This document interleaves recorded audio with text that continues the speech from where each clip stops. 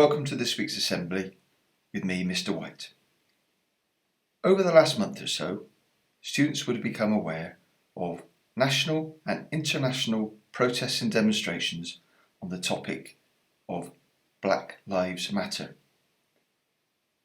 During the course of this Assembly, we want to look at the reasons why this particular topic has come to prominence and some of the historical reasons that have led to us being in the position that we are today. At the end of May, the death of an unarmed black man in police custody sparked protests across the United States. Filmed footage of George Floyd saying, "I can't breathe," while a police officer knelt across his neck for several minutes circulated on social media since the incident. In the distressing video, bystanders could be heard urging the police to let him go. After some delay, officers connected with George Floyd's death were charged.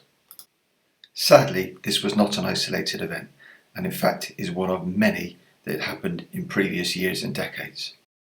In the remainder of this assembly, we want to look at some of the reasons behind this incident and the wider Black Lives Matter movement in order to understand some of the issues faced by the community and the problems that are still there to solve. In order to help people to understand the argument, we're going to use a variety of sources of evidence in this assembly from reliable sources in both the USA and in the UK. In the corner of each slide, you'll see a picture of the country's flag showing where the evidence comes from. So in this first piece of evidence here, one can see that there are a high number of deaths of black people at the hands of the police and a very low number of police being charged with offences in connection with these deaths. In fact, only 1% of officers are convicted of any wrongdoing and an even smaller number ever found guilty of any offence. The figures that are available for incidents in which the police shoot and kill people show that for African Americans there's a much higher chance of being fatally shot relative to their overall numbers in the US population. In fact, in 2019, although African Americans made up less than 14% of the population, they accounted for more than 23% of just over 1,000 fatal shootings by the police. In the UK, when compared to the USA, the number of people that die in police custody is considerably lower. However, if you are black, you are twice as likely to die than if you come from any other ethnic group. SBL sits relatively equal driving distance between the centres of Bristol and Bath, two fabulous cities with amazing architecture. However, history tells us that much of this architecture was financed with money made as part of the slave trade. The name Colston is synonymous with Bristol. There are several venues around the city and organisations named after Edward Colston, who was an English merchant from the 17th and 18th century. Until very recently, Colston's statue stood on the centre in Bristol and was originally placed there to remind us of the money that he gave to the city. Whilst it's not possible to support how the statue was removed, it is understandable why many Bristolians have been enraged that the statue stood for so long in such a prominent place in the city. As an important part of our local history, we cover this as part of our Key Stage 3 history curriculum, but it's really important, I think, to take another look at how the triangle trade became part of Bristol's established history. The triangle trade started at the end of the 17th century and lasted just over 100 years. Around 12 million Africans were transported to the New World. Cautious estimates suggest that around 2 million of those Africans died en route in appalling conditions. The trade itself started from ports such as Bristol, transporting local goods to West Africa, where those goods were exchanged for as many slaves as could fit on a ship. Those slaves were taken sometimes to South America, but more often to the Caribbean or the southeast and east of the United States, where they were made to work on plantations in conditions that were extremely challenging and often inhuman. In the final leg of the journey, products such as sugar, cotton and tobacco were brought back to Bristol, and these products became central components in an incredibly profitable set of industries on which both Bristol and Bath made much of their wealth. It's impossible to overstate how unpleasant conditions were on these slave boats. Human beings were crammed into impossible spaces with no hygiene, no sanitation, and inadequate food and water. Thankfully, the trade ended in 1807, though it did continue in other countries around the globe. Moving to the middle of the last century, Britain was just starting to recover from the devastation of the Second World War, but faced desperate labour shortages. Many of those who emigrated went into public service, such as the NHS, British Rail, and public transport.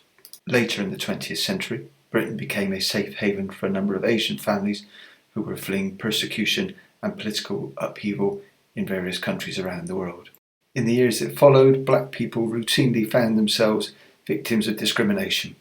Here you can see the Bristol bus boycott of the early 1960s, which took place because black people could not secure employment on the Bristol buses at that time. It was only after peaceful protests that change was secured and black people were able to gain employment. A few years after this, a really important Act of Parliament came into being. It is felt that the Bristol bus boycott had an important part to play in the formation of this new legislation. As a result of the slave trade, black people had been resident in the United States for a considerably longer period. Slavery in the USA lasted nearly 250 years, finally being made illegal in 1862. However, progress for black people in the United States was incredibly slow. In the first half of the 20th century, rights for black people compared very, very poorly to those of white people in the USA. Chances for black people were incredibly limited due to poor schooling, poor housing, and poor access to work. In the late 1950s and 1960s, protest movements began to grow.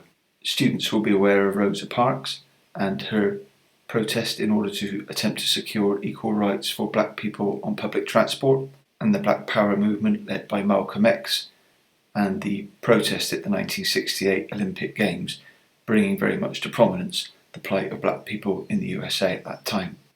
Pictured here is Dr. Martin Luther King, perhaps one of the most recognisable faces of the second half of the 20th century. Dr. King is one of the central figures of the American Civil Rights Movement, securing significant change, though sadly Dr. King never got to see the end of his work, dying at the hands of an assassin in 1968. In our own country, the Equality and Human Rights Commission point to several areas where life is still very, very unequal. In terms of educational outcomes, if you are black, you are half as likely to go to one of the very best universities compared to if you were white. In terms of health, if you're a black woman, you have a mortality rate which is 4 times higher than that of a white woman. In terms of unemployment, if you are black, you are more than twice as likely to be unemployed than if you are white. The rate of poverty is double that of white people, and in terms of crime, rates of prosecution and sentencing for black people were 3 times higher than for white people.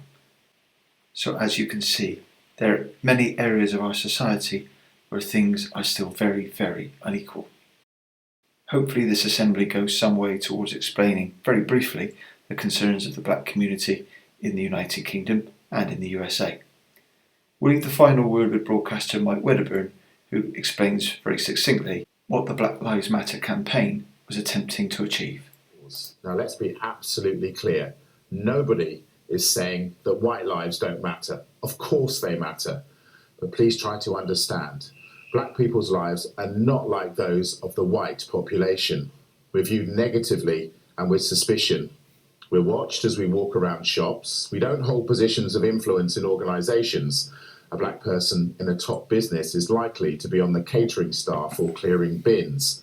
We get stopped and searched by the police. Yes, even television presenters. Life is simply tilted away from us. Black people have been murdered by members of organisations whose job it is to protect us, and there has been no comeback on those people. And that's not just in America, that's here too. Our lives have not mattered. Black Lives Matter. Thank you.